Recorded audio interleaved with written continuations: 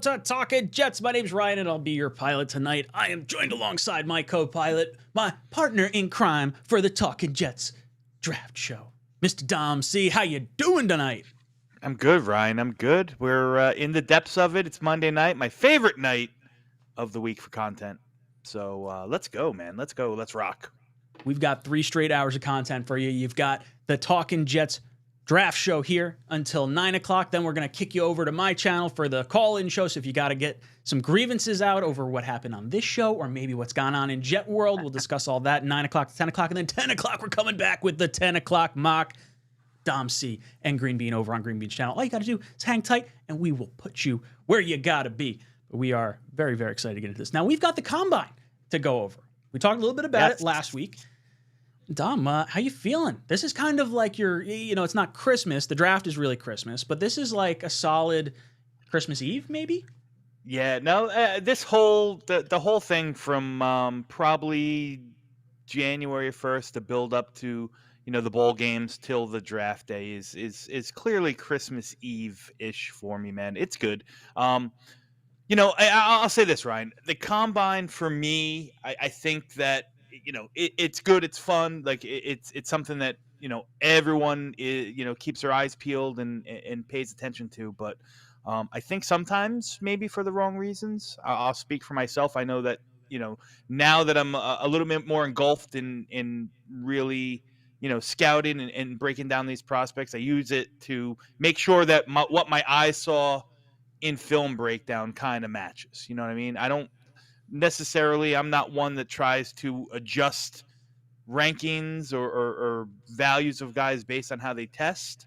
But I will go back and say, oh, wow, that guy was a lot more athletic. Yeah, a perfect example. And then Luke McCaffrey, wide receiver from Rice. I thought he was, I watched him. I watched this film, limited film. It was good. I watched him in the Senior Bowl. It was like, oh, he's actually really good. But I didn't think he was going to be as athletic as he was. So now, after he tested out really, really well, I'm intrigued to go back and see if what I missed, if anything, in his film study, so on and so forth. So that's what I utilize it for. It's always fun to see the prospects that you like really, exceed, and you're really bummed when some of the guys that you really like kind of miss the mark, if you will. But again, it's done in Speedos and tank tops, so you got to take it with a grain of salt.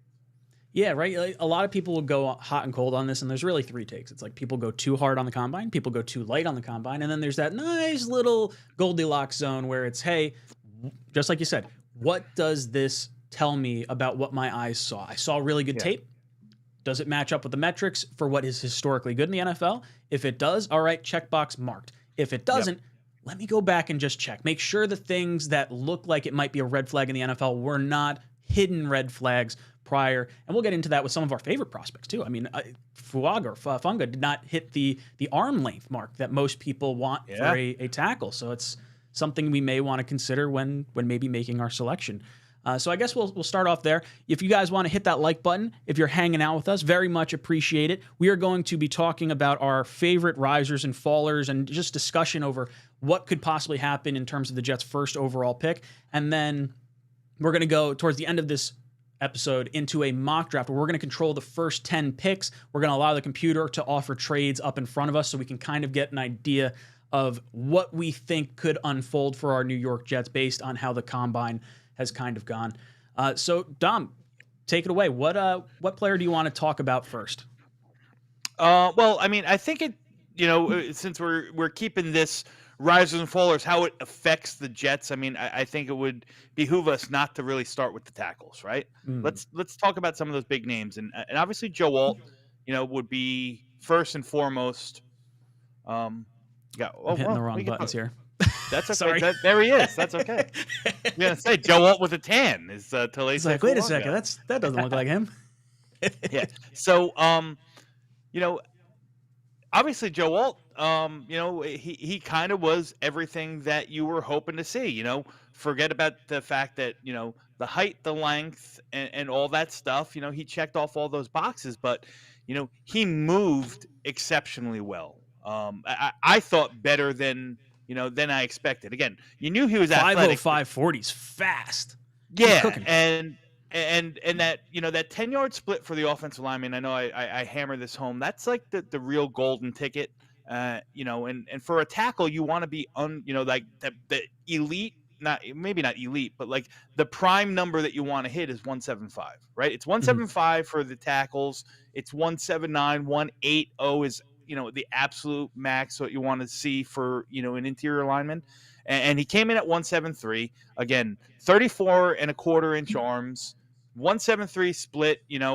He did some of the other metrics as well. Like he took part in the 3-cone and the 20-yard shuttle, which both he tested out elite. I mean, when you talk about relative athletic score, the RAS score, I mean, he hit a home run, for sure. So, um, the athleticism is there, the length is there, the production on film and what he can offer is there. To me, I think it solidifies to me, and I'm gonna expand on this. To me, it solidifies that he's probably tackle number one. However, again, this is a funny part of this whole process in the draft cycle, because what we talk about and what we hammer home and what the fans think, sometimes varies in agreement with what the NFL teams think, because the people that have their nose to the or their ear to the ground and are kind of in with the NFL teams, you know not everyone is dead set on Joe Walt as the number one tackle. Why could that be after all this stuff? Because the reality is that, and again, this is not a knock on Joe Walt, but his floor is really really high, probably the highest floor. But he still doesn't have the highest ceiling of all these tackle prospects. The guys like one of them who we'll talk about, Normarius Mims and Tyler Guyton and 𝐃𝐨𝐦 𝐂, who are just these athletic freaks who have yet to reach that potential, have the chance to really outshine and if they could get everything aligned, could really one day turn around 5 years later and be the best tackle out of this class. Again, doesn't move me off of my position on Alt being the best tackle in this class. But there's different flavors for different folks. You know what I mean? And you'll see it today if you go and peruse around all the analysts as they put out their post combine mock drafts. There's a handful of them that don't have Alt as the first tackle off the board with us, which I thought was kind of spicy. Yeah, we saw just prior to the combine, it was Mel Kiper's 2.0 had J.C. Latham coming in as the first tackle off the board. And you and I were both a little bit higher on him. You have been, pounding the table for a while. So I definitely take some of my opinion from you to begin with. But Yeah. after watching the combine, man, I don't know how you don't have, like, Latham's got to be number 2 tackle, I would think, off his metrics. Yeah, I graded out Latham exactly where the same exact score, within 100th of a point to where I have Fashanu. If I'm ranking them 1, 2, 3, I'd probably put Fashanu ahead just because I think he can come in right away and play left tackle. But Latham is, Latham he didn't test, he didn't run, he didn't do all that stuff, but he hit the two big measurements, 35.5-inch arms, and he came in at 340 pounds. A lot less than the 364 he was reported to play at, through the Alabama website during the season. So I think the fear of him being just another one of those big overweight guys can kind of be put to bed for a little while. Again, I'm not gonna wax poetic on Latham. I've done that enough. You guys can watch my other stuff where I do that. But technically he's sound. He's the strongest guy in the class. It would not surprise me one iota, Ryan, if he was the first tackle off the board. Because people are going to look for that. Especially if you have a need at right tackle. Chargers. A guy like him or a guy like Fuaga, who you can come in and plug and play at right tackle for the next 12 years, and are going to offer you, or in Latham's case, going to offer you not only road grader status in the run game, but a very functional, technically sound pass blocker as well. Like it makes sense. Again, different boards, people are going to have different ratings on different boards. But I'm 100% on board with Latham being, my one of my favorite tackles in this class, and definitely on board for him being a Jet. Yeah, I would not be upset if the Jets made this the selection at number 10. We mentioned it real briefly there, but you were talking about Olu Fashanu. Now he measured in with 8.4-inch hands, which was like wildly smaller than the rest of the top tier tackles. Everyone else was 10-inch or 11-inch hands. Is there any correlation between small hand size and tackles the way there is with a quarterback or maybe a wide receiver, or is that not as important? Well, listen, I don't think it's is as important, but it definitely has something to do. I mean, listen, grip strength is a metric that it comes into play when you get your hands extended and you get onto that the person that you're blocking. I mean, there is something to say. I don't think it's something that has to be necessarily like a red flag that's going to drop them off, as if Kenny Pickett had 8.5-inch hands or something like that. Someone who's got to hold the ball and deliver the ball, so on and so forth. But it is a factor. I just find that it's very weird that he's 6'6.25" and has 8.5-inch hands. Like, that's odd. That threw me for a loop. I'm going through all like the measurements and everything, and I'm doing my whole list. I was like, what I'm going to do? I'm going to rank the top 6 as I see it. And when I got to that, I was like, man, he is like wildly different than everyone else. Joe Alt, freak of an athlete he is, 6'9", running a 5.05 40 is friggin' bananas. The other guy that I'm sure we'll get into in a moment here, Amarius Mims. Wow, man, if he had more snaps, he might be my favorite offensive tackle in this draft. He is really good. And like I said before, and I've talked, in our group chat, and I've talked about this numerous times. Like 5 years down the road, he might be the best tackle that came out of this class, and I mean that wholeheartedly. Like, the 30 where is he 36.25-inch arms at 6'8", 340 pounds, ridiculously explosive with almost a 10-foot broad jump at that size. Again, hit the metrics that you're looking for. 178 is a little bit slower than some in the 10-yard splits, but again, at 340 pounds, 6'8", 178 and a 5'7", 40-yard dash. I mean, the guy can move. I knew that the athleticism that he showed on film was going to play out very prominently in his combine testing. Again, I don't think that's his problem. I think for him, it's more of a functional strength thing. He just needs to get stronger. He needs to get more. He needs the strength to. He does a good job in mirroring defenders on the island. That's not a problem. I think that he needs to build some more functional strength and really fine-tune his hand placement and his handwork technically, so that he can ward off some of the power rushers and some of the counters that he faces. The guys that convert speed to power on the end, usually do a good job against Olu. But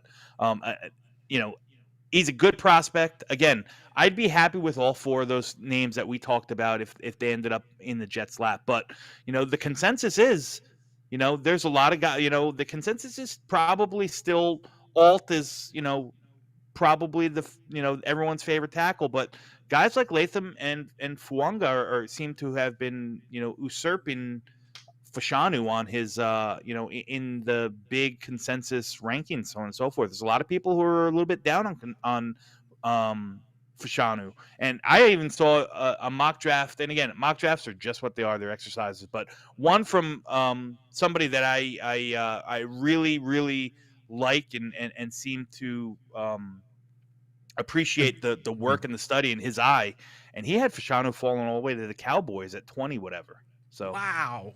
Kind of crazy. Yeah. There was 5 tackles taken before. He was the 5th tackle. 6th tackle, I'm sorry, because Fontenot that he had above him too. So Fontenot with the arm length was going to be a question for him, and he actually went above that 34-inch mark on the arms. So maybe he does go as a tackle instead of the interior guard that a lot of people thought he was going to be. Yeah, and a lot of he's a hot name since the combine. He's one of the guys who probably saw his stock rise the most in Troy Fontenot. There's been a lot of buzz. Those of us in Jets world who follow Connor Rogers. Connor Rogers has him as his in the top 11 of his overall board. That's a little too high for me. I think that there's still some work to do in regards to his play strength and his functional strength. I still think that he might, he's very similar. I think a fair comp to him in play style is AVT.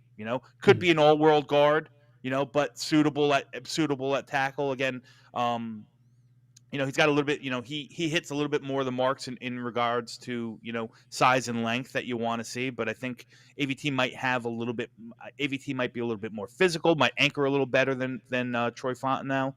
But listen, he's a guy that's crawling the board. Don't be surprised to hear his name come off in the first half of the first round.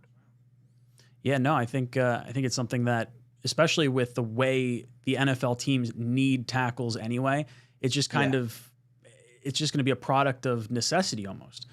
Yeah. With Now some of these Mims, guys. we kind of I skated over Mims. I mean, that guy looks like he was built in a lab, man. Like I said, 36 and 1/8 inch arms. I think, probably per pound, maybe the most athletic guy in the class. Pound for pound. I think he has the ability to play left or right, even though his home in college is right. Here's the problem. You touched on it, Ryan. Mhm. 800 snaps total in college, only 103 pure pass sets for him in his career.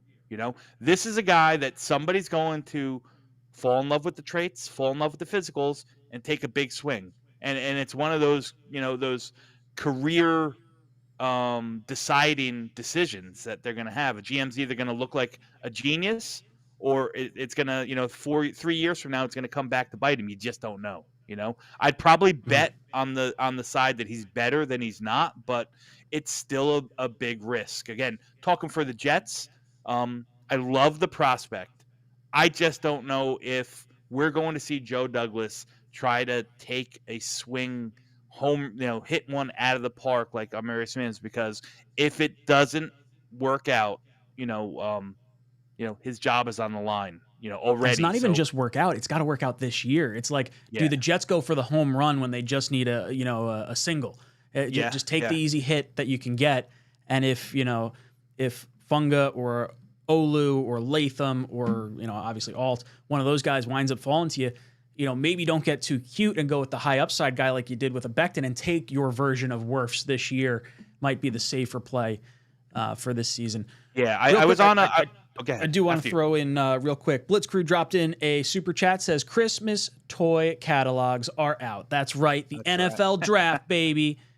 Circle all the toys you want. That's what my parents used to give me the Toys R Us catalog. And be like, circle what you want to get for Santa or what Santa Yep, wants to send you. yep, I was yep. like, all right, here we go. The whole thing has a big circle around the entire thing. Blitz Crew also comes in and says, hit the Mike Muma. Who is the Mike Mamula of the combine? Mike Mike, Mamula. Ryan, oof, he's too old. words. You're too young to remember Mike Mamula. I'm far too Um, young. I'm like Mike all of Mamula 17 was years old. Yeah, Mike Mamula.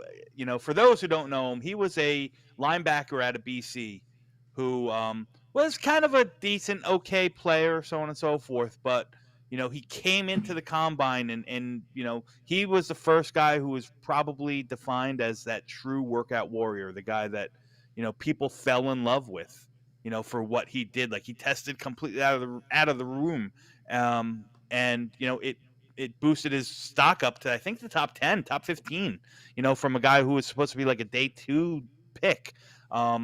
Never really worked out. So who tested that good, but you kind of think that it's, maybe a little fugazi? It's a good question, Blitz Crew. I'm trying to think off the top of my head. Do you think there's anything to? I feel like the 40 is the biggest one that like gets people all hot and bothered and really Yeah. excited. Like with Worthy breaking the all-time record in the 40, the 4.21, is that actually his play speed or is that more of like the track speed? Like did you get any of that from him? I'm just, throwing out No. an example there. Yeah, no, and that's a good comp. I don't think he's the Mike Mamula of it, but I think listen, that number. I'll say this about Worthy. I've been high on Worthy the whole cycle. He's been my wide receiver 5 in this class. He still is my wide receiver 5. And if you didn't know that Xavier Worthy was fast, before the combine, then your head must have been in a cloud somewhere. Yeah, listen, I'm shocked as anyone that he ran 4.21 because that's just to me like crazy talk. But Mhm. these guys now train for this thing exactly. Like Worthy's down 10 pounds from where he was. He only weighed in at 165 pounds.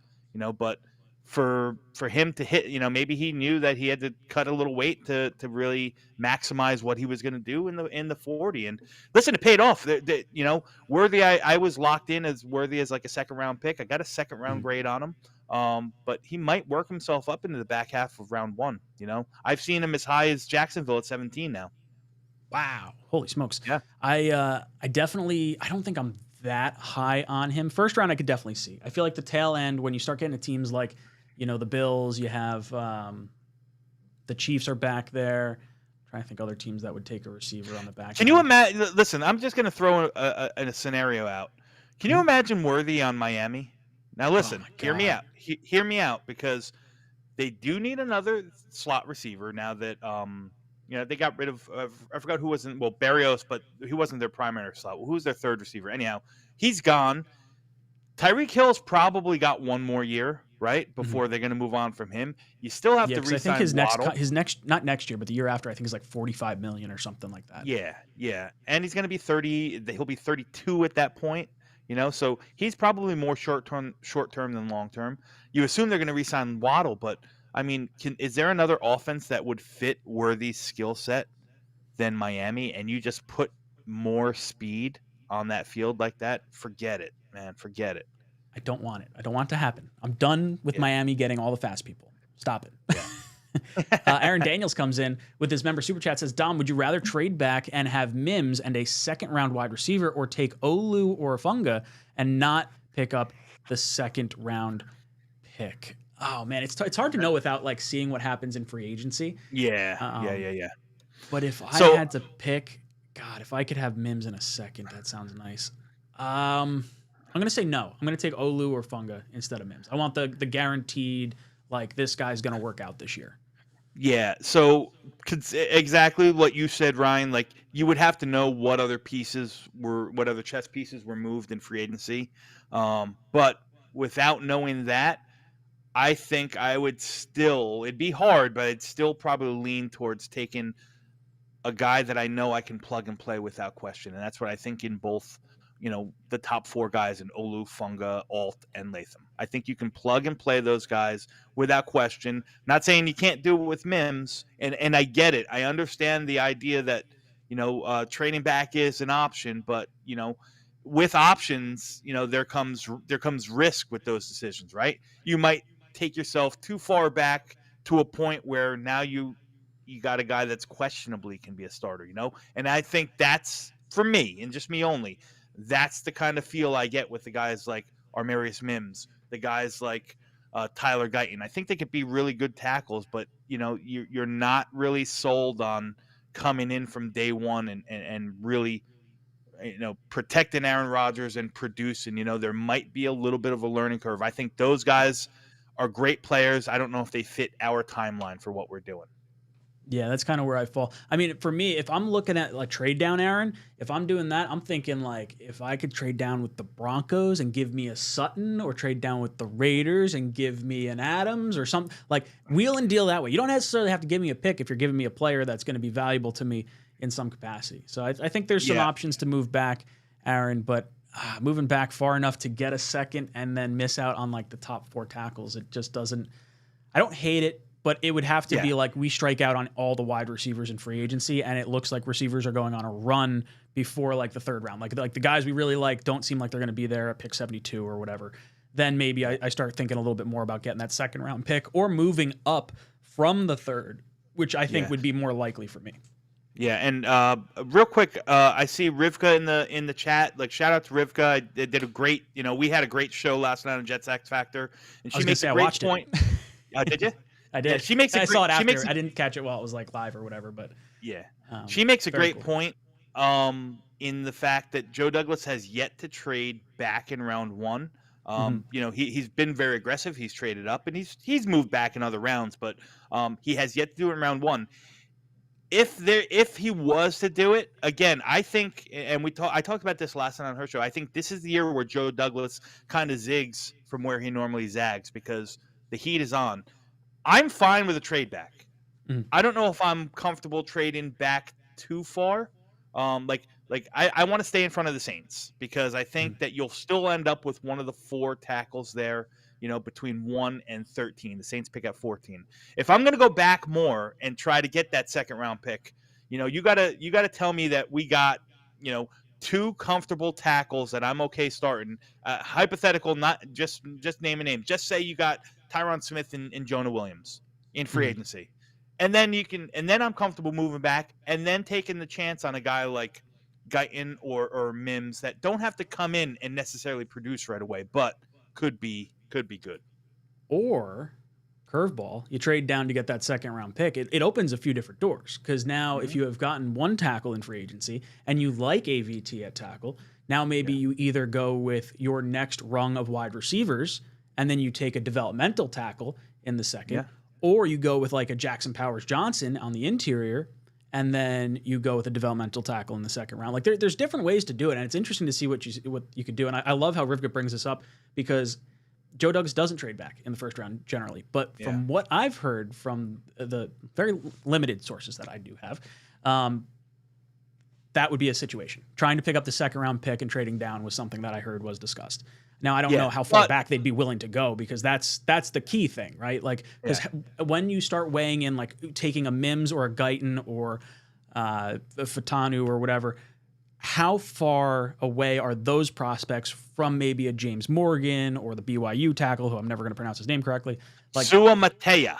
Yeah. So like how far apart are those guys? Like the tier of the top 4 tackles and then that next chunk. Like how big is that next chunk of tackles for you? So, for me it's Alt and then a break and then a tier break. And then it's Latham and Fashanu and then a tier break. And then Fuanga, then a tier break, and then Mims and Fortanu, and then a bigger tier break. And then the guys like Guyton and Suamatea and Patrick Paul and so on and so forth. So to me, that might be a little too low. I know there's a lot of people that love Jordan Morgan, and he's a great. I think he's a great player. Again, another guy who didn't measure like you hoped he would. He had 32-inch arms. He had short arms in AVT. That's not going to spell tackle for a lot of people. Now maybe he's a guy that you come in and you play him in guard and he's your spot start tackle in a pinch or so on and so forth. Tested athletically well, but doesn't hit some of the measurables, and then you just get question marks. And when you go too far down. We got Alan in here. Alan drops in. Says, "Hey, Alan, what's up, bud?" Oh, he's a good dude. They were literally predicting Xavier Worthy could break the record right before he ran his first 40. And the first 40 was what? Was it 4.25? 4.25. Yeah. Crazy fast. Like when you watch him on tape, he runs very, very fast. And I feel like it's one of those things where it's like he's going to have a shot. And I never know if it's going to be like him or you look at the corners. We had Nate Wiggins run the 4.29, I think is what he had. And then got hurt. And then he got hurt. Yeah. Yep. Quinion Mitchell came in. I don't know what his official was. I saw it was 4.32, or was it 4? I know 4.33 was his unofficial. I'm in the process of updating them all. Official on the master sheet. On the master sheet. So by tomorrow you'll have the master sheet updated. 4.33. 4.33 with a 1.51 10-yard split, which is pretty good. Do you think he's the top corner off the board now that I think Terrion Arnold is probably the top corner off the board. He's not my number one. I still have Nate Wiggins as my number one based on his film. I know that he weighed in really, really small. He weighed in under 175 pounds, and I think there's only been 2 corners under 175 pounds that are in the past 20 years taken in the first round.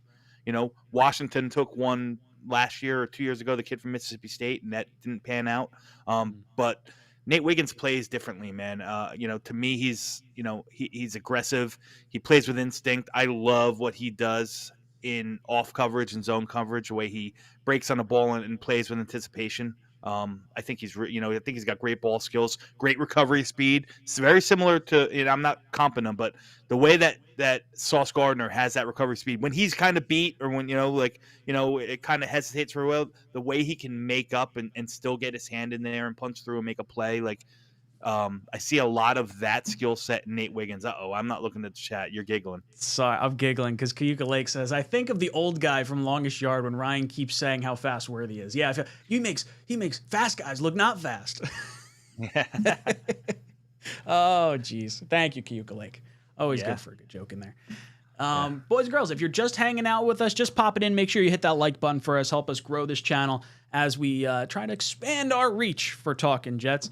And we're going to be doing a mock draft where we're going to figure out just who's falling to the New York Jets at number 10. We're going to figure out if there's going to be any trades coming up, because we are controlling the first 10 teams in this draft and seeing what other teams are looking to offer to come back into that top 10 post-combine and see where everything all shakes out. But before we do, we want to thank the sponsor of the channel. That is Aura. If you guys have not done so already, tomorrow we are picking a jersey winner for our giveaway. All you got to do is sign up for the free trial of Aura. We just ask that you don't do it in unsubscribe from it within like a day. Try to let it go for 10 days at least. It's a really good program, really good app that controls your digital security. It has been a godsend for me for my email. I have it tracking 2 of my different emails. I have my Jets Talk email being tracked, and I actually got the Talkin' Jets one being tracked, where like data brokers are hammering you with spam email. And I've been pulled off like 8 lists already. I have 6 more that are coming in that they're saying like, okay, we're going to request, it automatically requests you to be pulled off the list.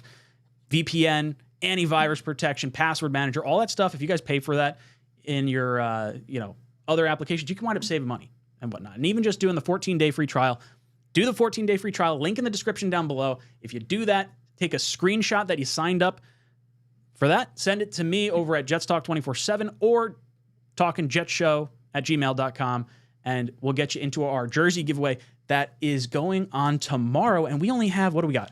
We got 1, 2, 3, 4, 5, 6, 7. We got 7 people. 7 people for a jersey. 1 in 7 chance. We're doing this, and we're picking it at the end of the show tomorrow. So if you want a good shot at possibly winning the jersey of your choice, doesn't have to be a Jet jersey. I hope it is. Doesn't have to be a Jet jersey. You can head on over to aura.com/talkinjets for your 14-day free trial. All right. So we're talking a little bit of mock draft action eventually. When do we want to start the mock draft? We could probably head over there now because we're going to have some discussion and whatnot anyway.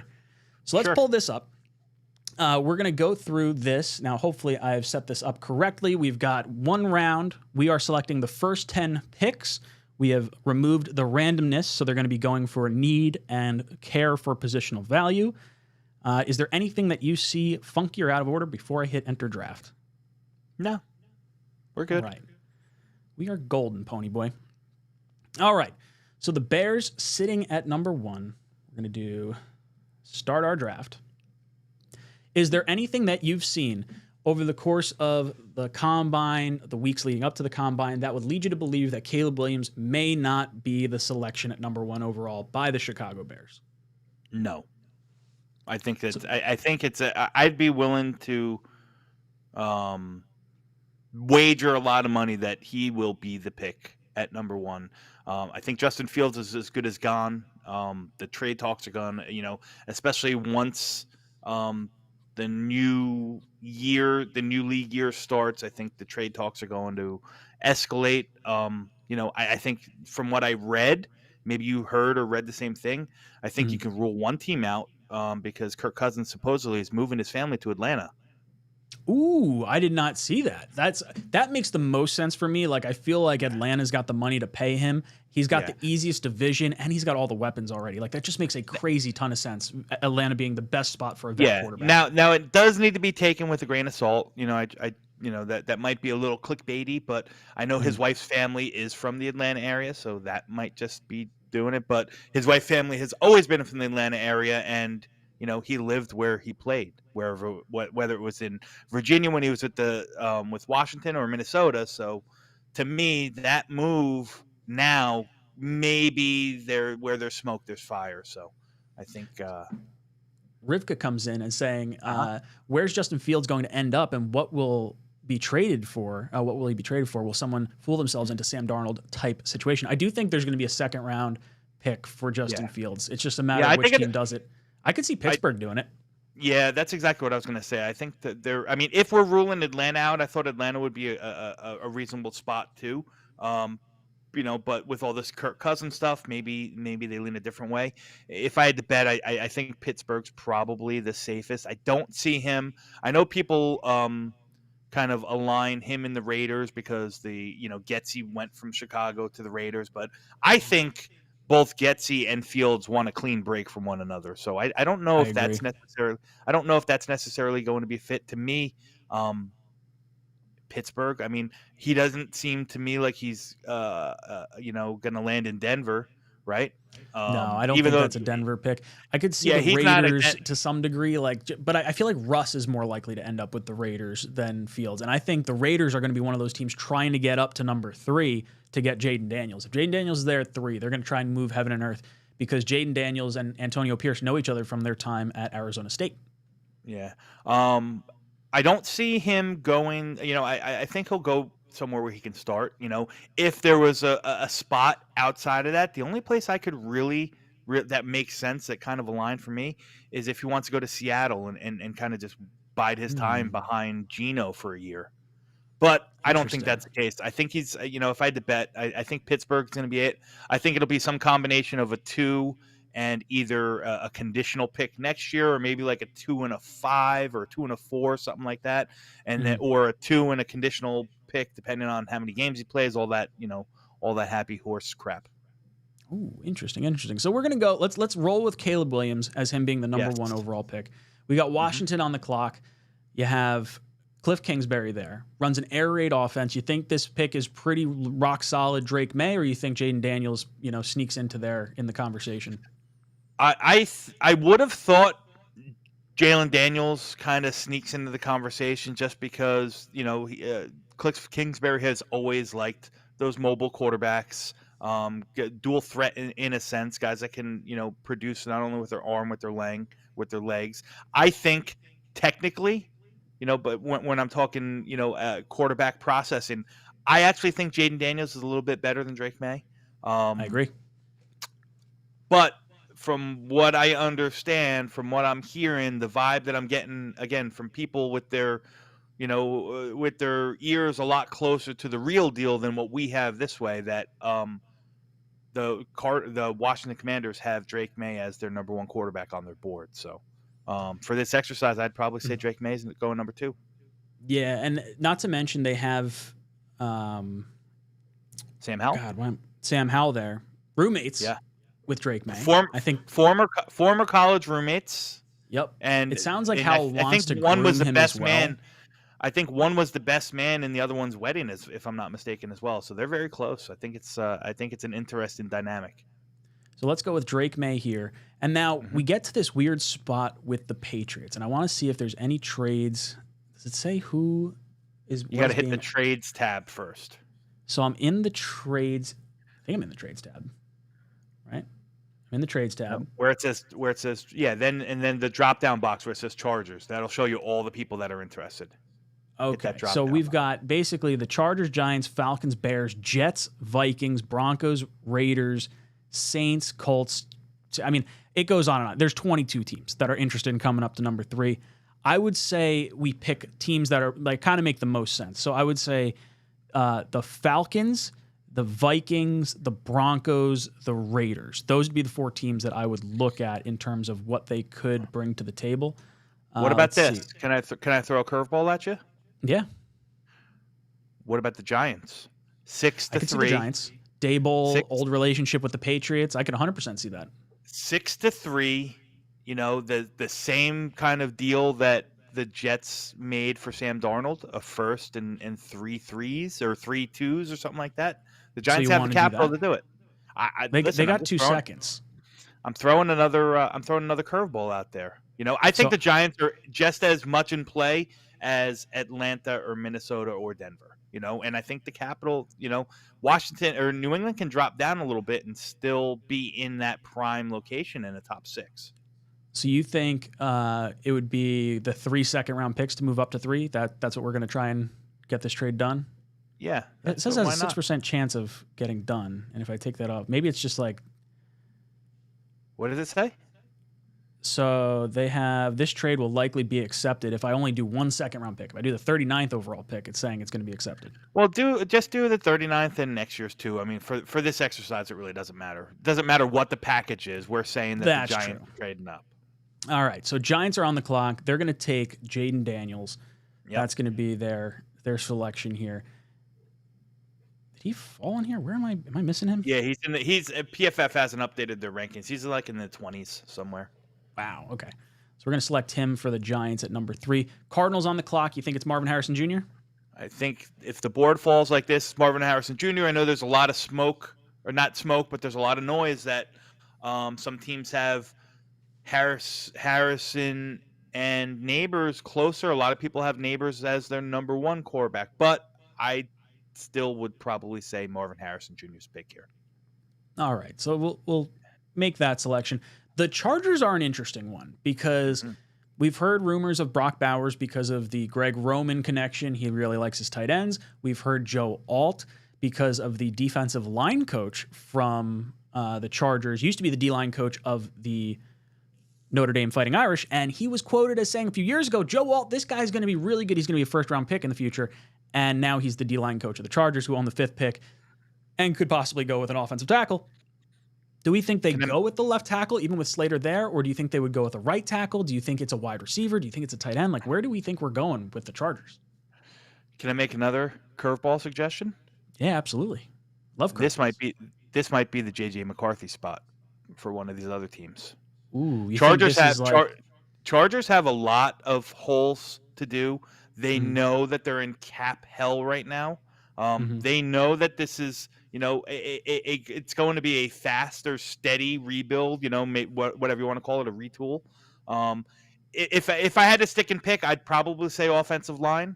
But I think they're going to be open for business, man. And I think now the teams are going to be willing to pay a little bit more, pay a little tax to get the quarterback that they want now that 3 of them are off the board. I could see this. If the board fell quarterback like that, I could see this as a J.J. McCarthy trade-up spot. Man, really? So I guess that we'd probably be talking, well, if Kirk goes to the Falcons, that's not happening. Yeah, I would probably say Minnesota or Denver. Yeah? You think one of those two comes up? What yes. They're the two that are most likely, I think. Do you think the Chargers are willing to drop that far back? Now, they'll probably still get a right tackle if that is like sort of their game plan. Exactly. Okay. Or a wide receiver, which they could also use when they make a decision on Mike Williams and or Keenan Allen. So it would probably hope that like 𝐒 would fall past the Bears and the Jets at that point, because you're not getting. I feel like it's tough to get one of the top 3 if you move back that far. Yeah. Maybe Bowers winds up falling and like you get the top him. The top 3 maybe not. Bowers is still an option, but don't rule out a guy like who tested through the roof, like Brian Thomas, moving in. He could be a target of guys like this. If he went in the top 12 or the top 10, I wouldn't be surprised at this point one bit. I think there's more depth, and I think, like I said, for a team that needs to put good talent, put more talent on the roster, you trade back and all right. Maybe Bowers is there, who you would have considered a 5. Maybe a right tackle is there, who you would have considered a 5. Maybe you're comfortable with it. Maybe Odunze slips, or maybe you're comfortable with a Brian Thomas or the next tier of wide receiver. Maybe you'd consider those at 5. So to me, I think I think the Chargers are going to be open for business. Interesting. All right. So what if they are open for business? Which team do we want to say Minnesota or do we want to say the Broncos? If those are the teams, I'm going to say Minnesota probably because the Denver and the Chargers in the division is probably not. Yes, that would. Listen, it's happened. Far more sense. Yeah, no, I'd probably say Minnesota. Let's go with Minnesota. We'll say they have to give up a 42. I guess they don't want to give up a first next year. They said this trade will not be accepted. What? I don't agree with Pro Football Focus. I'm going to force this trade anyway. It doesn't matter. All right, so Minnesota comes up, and you think JJ's coming off the board here? I think JJ is going to be a top 10 pick in this draft. I mean, from your lips to God's ears. Jet fans want that. That's for right, sure, regardless of where he ultimately ends up going. Damn it, what did I do? I picked Neighbors for the Vikings? How did that happen? All right. Well, Malik Neighbors and McCarthy are now off the board in this stupid scenario that we did. Is there an undo button? What the hell? I didn't even Well, know. you know what? You can just say don't worry about it, for shits and giggles. Titans would take him here. McCarthy went to the Vikings at 5, Yep. and the Patriots went Neighbors, because I think that makes sense. I was going to say offensive line, since they might lose Onwenu and Trent Brown. But if we think the Titans might go Neighbors, then I could take a tackle with the Titans pick, I guess. Yeah. What do you think the Titans do? If we say 5-6, I think the Titans still go tackle. I know there's a lot of hype around them going wide receiver, but I still think they go tackle. To me, you think it's all? And listen, I think for them it's a left tackle, because they need to put somebody there on the left side in place of Andre Dillard and next to Peter Skoronski. So to me, Alt or Fashanu, whichever their flavor is, I would say Alt, goes here with the Titans pick. All right, I feel like that makes sense. With the Falcons pick, we're going to say they got Kirk Cousins in this scenario, based on the little bit of info that Dom heard of him buying a house in Atlanta. Let's say it's got to be defense, right? Like I would think, unless there's some degree of like wanting to trade out, but let's pencil him in for defense here. It's defense or wide receiver. Rome Odunze. Yeah. Yeah. Again, the Falcons are in a unique situation. The only wide receiver under contract after next season is Drake London. Mm-hmm. So whether it's at this pick or whether it's another pick here, it depends what you value more. I think you can make an argument. I wouldn't be shocked whatsoever if this is Rome Odunze. They've got pick 43, I believe. Yeah, they have pick 43. So the top end of the second round, I feel like that's a really good spot to get one of these wide receivers that's going to fall out the back of the that's draft. Fair. That's fair. So let's go Dallas Turner. That's exactly where I was going to go. I really loved how he performed, and I think he's someone that can cover running backs and tight ends, out of the backfield. This guy's fast as shit, and with 4.46 40 with almost 35-inch arms as well.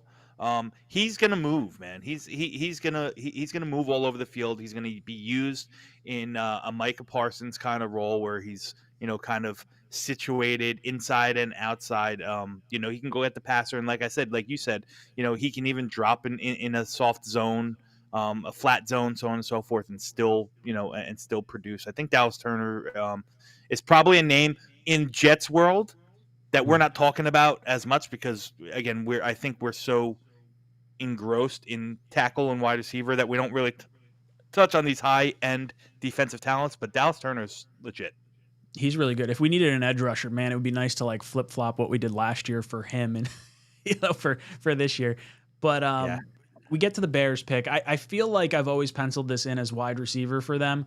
Unless McCarthy hasn't gone, then I pencil him in as like a trade down spot in front of the Jets, because I feel like they would be more willing to accept less in a trade down than the Jets at number 10, trying to, obviously the 11, 12, 13, potentially 14, those teams trying to hop the Vikings, who we did have trade up. And I accidentally clicked the wrong button, but they trade up for a quarterback. Patriots take a wide receiver. You think Odunze winds up coming off the board here to the Bears? I think you can make an argument of two guys, I think, in this scenario. I think you can make actually three guys. Two, very likely. One would be kind of a little bit of a reach. I think it could be Odunze if they choose to go the wide receiver route. I think it will be Odunze if they choose to go the wide receiver route. But maybe I know that, again, preliminary talks of them in Pittsburgh, they were looking to get Deontay Johnson back in the deal, and Pittsburgh's kind of hesitant at it. So if they were to do something, maybe that wide receiver, I think it's either Odunze or it's a guy like Jared Verse, who was a rock solid edge rusher, that they can play opposite Montez Sweat. One of those two makes sense. Again, without knowing what happens in the trade, we made the trade with Pittsburgh, and they did not get the wide receiver. So I would probably say I'd lean Rome Odunze in this situation. Okay, I like that thought process though. If they can get a Deontay Johnson back in the trade for Justin Fields, then that frees up this number 9 pick a little bit more to go. Maybe on the defensive side. But we'll go with Odunze here. I do like that move. We're sitting here with the Jets. We have 17 options to trade down with us. We have the Chargers sitting behind us. They're either going to go with a Brock Bowers or a tackle. So they're going to take someone that I think Jet fans do probably want. And then you've got the Broncos, who I don't know where they kind of go. They probably go edge rush at that point, maybe with a Jared Verse. Yeah. Um, I mean, that in this situation with 4 quarterbacks off the board already, this could mhm, be an ideal trade down spot for them as well. Maybe somebody wants to come up, mhm. like I'm shooting off the hip here, Rye, but there's teams like Buffalo and Kansas City who really are coveting wide receivers. What if one of those guys gave a Godfather deal, come up from the bottom of the first round to 12? Denver can sit back in the bottom, and then that's a comfortable spot to take their Bo Nix or Michael Penix and still get their quarterback plus whatever capital they get back in it. That's true. And a team that's going to have virtually no cap space the next 2 years because they just cut Russell Wilson, that's going to be a Yep. wild ride for them as well. So maybe it makes sense not to trade assets to go up for a quarterback, but to trade down and nab their quarterback at the back end of the first. Now, if there's any team that did not trade up for a quarterback, like let's say the Giants didn't trade up at the beginning part of this, them sitting with 2 second-round picks probably scares a team like Denver if they're sitting at the back end of the first with the Giants possibly hopping back into the back end. Do we want to make the pick for the Jets at number 10, or do we want to consider a trade down here? Nah, And if let's so, make how the far pick back because would you want to we're go? almost at the hour. I see what you did. I gotcha. All right. No, but I would probably the way the board fell, I'd probably stick and pick here. To be honest with you, I don't think All you're right, going so to get much further. No one's going to really trade up. Of value. In that comfort spot for Mhm. anything of value. So I'd probably stick and pick the best player on the board. So PFF's best player on the board is Brock Bowers. Is that where you're going, or you want to go tackle? No, I wouldn't go Brock Bowers here. I'd go tackle. Without knowing what happens in free agency, I'd probably still go tackle, but I will defer the pick to you. Ooh. So interesting, because you have 𝐃𝐨𝐦 𝐂, you have Olu Fashanu, and you have J.C. Latham as the top 3 tackles on the board. You have Brock Bowers as well. I think Bowers is going to be in the conversation. I really do. And if it's all going to hinge, I think we get 1 tackle in free agency in some capacity. I don't know who it's going to be, but I think we're going to get 1 tackle. And I think AVT is going to be in the conversation because of how valuable weapons are in free agency and how unlikely it is that they shake free. We saw Mike Evans didn't even hit free agency. He didn't even get the franchise tag. T. Higgins got the franchise tag. Michael Pittman Jr. probably going to get the franchise tag. So if the Jets don't get a Calvin Ridley, I think Brock Bowers could be in the conversation. You have an elite playmaker, an elite game breaker at the wide receiver position, the tight end position, and the running back position in Breece Hall. But without knowing what happens in free agency, I have a really hard time not taking Olu Fashanu here. I would go with the left tackle and just plug and play him for the foreseeable future. Is that where you're kind of thinking as well? Like I said, I meant it when I told you before. I'd be happy with any of those 3 guys. But if you're trying to fit the left tackle from day one of the 3, I think Olu Fashanu fits that mold. Not to say I think Latham can transition over to the left side. It's just nothing. It's something I wouldn't want to do right from the get-go. He's a guy that you might want to start a year on the right side, maybe even 2 before you move over, a la Tristan Wirfs. Let him cut his teeth in the NFL and then move him over. So Olu Fashanu is going to be our pick here. I'm fine with that. All right. I guess it rips through. I guess we'll make them take Brock Bowers here just for. Actually, no, we'll go Funga here. Screw it. And then it should rip through the rest of the draft picks for. Oh, Arizona, because we had them selected as well. They're going to go Tyler Guyton because that's what I feel like having them take right there. Yeah, sure. And our draft was amazing, is what it says. Look at that. Obviously, little bit. The Vikings traded up for McCarthy, and the Patriots took Neighbors. So yeah, Ryan fat fingered it and fucked up. I don't know what to tell you. All right, Dom, we're at the end of our show right now. Any last thoughts on the combine that we didn't touch on? What do you think about our mock draft, and what do you got going on?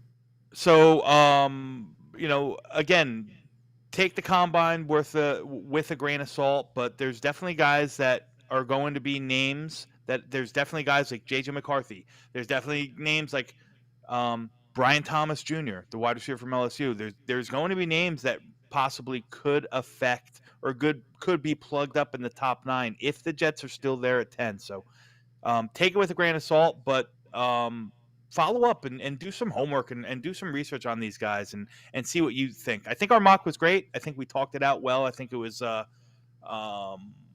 I think it worked out well. I wouldn't be upset with how the board fell there, and I think it's kind of reasonable. And what do I got coming up? I got so much, man. I got a bunch of stuff coming out on my channel at Project Prospect with Dom C. I got a really, I have a wide receivers episode that I have yet to edit that was filmed last week before the combine. I have a really good one. I have Current Samuels coming on, who is one of my mentors in this scouting game. He's a guy. He was a Division I tackle himself, and we're going to do a show just talking tackles in this class. So I'm really looking forward to that. And obviously, you can catch me with Green Bean. You can catch me with Boy Green on Monday mornings. I got like 4 or 5 different spots in the next 2 weeks that I'm going to be talking draft. Man, this is my go time. So.